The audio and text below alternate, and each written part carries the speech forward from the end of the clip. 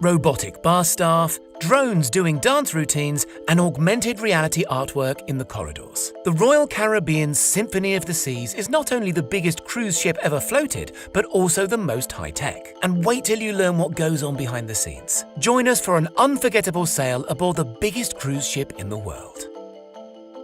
Symphony of the Sea's vital statistics make for impressive reading. At 228,081 gross tons, she's 5 times bigger than the Titanic and took the record for biggest cruise ship off sister ship Harmony of the Seas. Her planned successor, Wonder of the Seas, should be the next biggest again when she launches next year. 18 decks high with a maximum beam, that's ship talk for width, of 215 feet, Symphony of the Seas holds 2,759 cabins, 24 pools, 23 restaurants and 42 bars and lounges. She can entertain up to 6,680 passengers, looked after by a 2,200-person crew. The Oasis-class vessel isn't just big, it's also pretty lively, cruising at a brisk 22 knots over open water. That's roughly 25 miles an hour. Not the fastest boat in the world perhaps, but not bad for a gigantic luxury resort. How does it achieve such speed? 3 16-cylinder Wärtsilä 16V46D common rail engines producing 25,290 horsepower each, and 3 additional 12-cylinder Wärtsilä 12V46 engines, each producing 18,590 horsepower. They're thirsty too,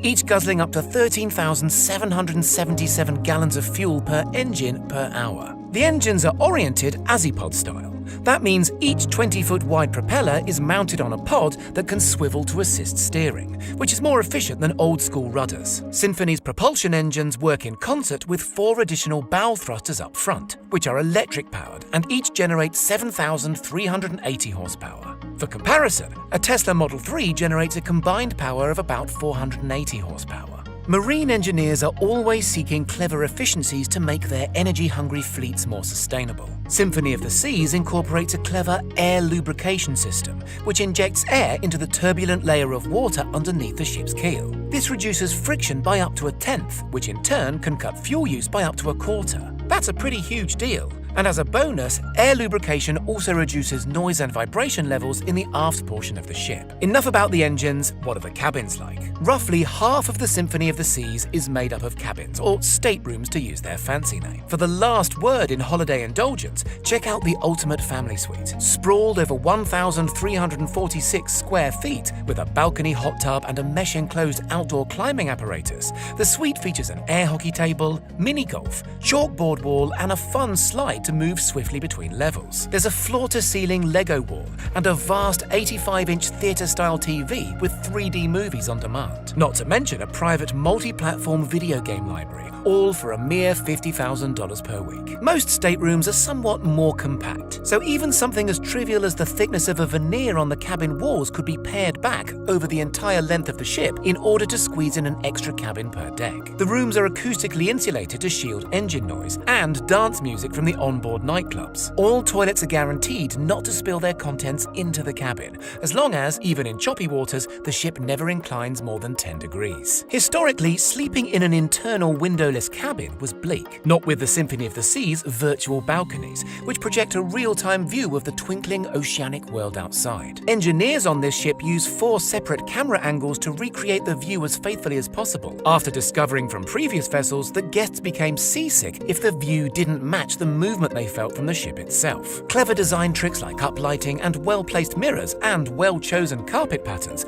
also help the smaller staterooms feel less claustrophobic. Similarly, the corridors, which are absurdly long on such a big ship, can freak people out. Architects overcame this by installing fake arches and other obstacles to make the corridors appear shorter. Art is a huge deal on Symphony of the Seas. There's over 13,000 individual artworks on board. More pieces, the company says, than the Louvre in Paris has paintings. One particular highlight in the adults-only solarium section is called Big Wonder. The installation features over 3,800 iridescent acrylic tiles, shimmering in the sunshine and thanks to cunningly integrated LEDs. It weighs 7 tons and covers 241 square meters. Other cool pieces include this spherical classic car on the main concourse, assorted works of augmented reality art that come to life via Royal Caribbean's smartphone app, and a musical staircase to the Windjammer Cafe that lights up and plays musical notes. There's also a surprising amount of nature on board, including 52 trees and 30,000 individual plants in the sprawling Central Park region, one of 7 so-called neighborhoods aboard Symphony of the Seas. At an earlier phase of the design, it was suggested engineers install a grassy lawn, but the prospect of salty air and heavy footfall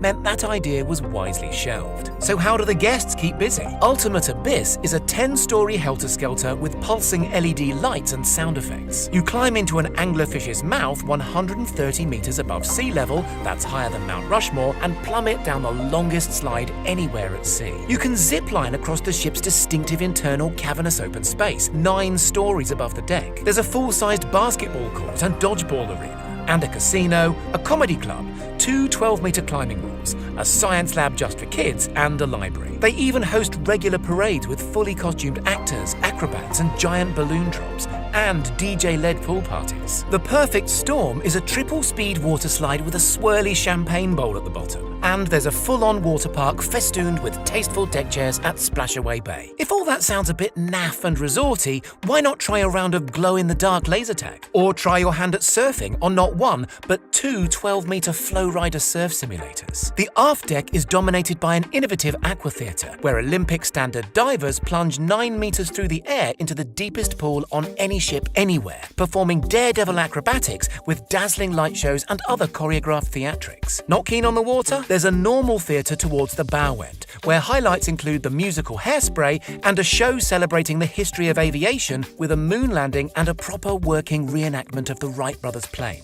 Oh, and a separate ice rink theatre. In there, award-winning skaters join no fewer than 48 light-up drones performing a futuristic rock opera over 5K laser projections on ice. Stillboard, there's an escape room, a gym, a spa, and a running track. Hungry? You're in good hands, with 280 chefs working across 36 kitchens, preparing 100 different menus each week.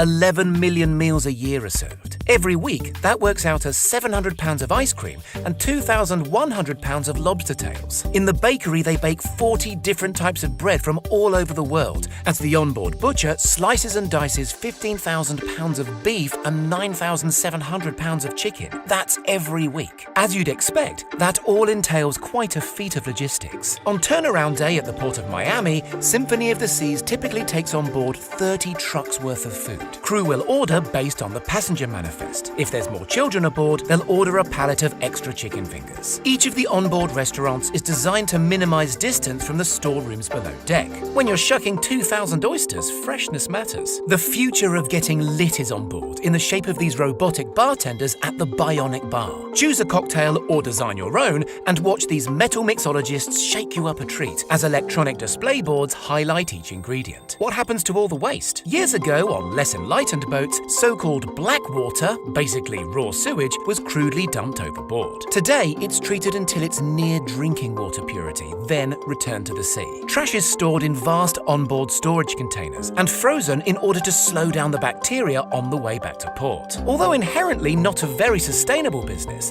the Royal Caribbean engineers do their best to save energy where possible. For instance, a 2-megawatt steam turbine aboard uses recovered waste heat from the engines to provide power for the staterooms. This, alongside subtle developments in everything from propeller shape to air conditioning control systems, make a difference on Symphony of the Sea's epic scale. What do you think? Do these vast machines get the credit they deserve as tremendous feats of engineering? Let us know in